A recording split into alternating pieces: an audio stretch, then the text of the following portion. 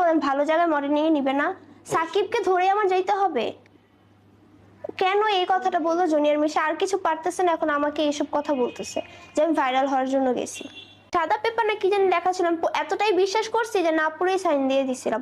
পরে দেখি যে ছলনা করছে, আমাকে বিয়ে করে নাই। 4-5 দিনের মতো ছিলাম না, তার কাছেই ছিলাম।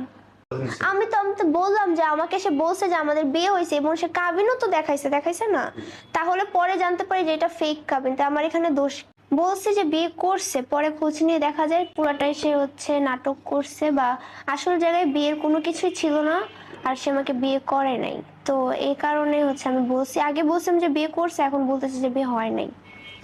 আমার এরকম কোনো নেশা ছিল না। সে ভাইরাল, এটা আমি আর তার যে এত কাহিনী, এগুলো আমি দেখে তার কাছে যাইনি, শুধু তার মুখের কথা বিশ্বাস করে আমি তার কাছে গেছিলাম।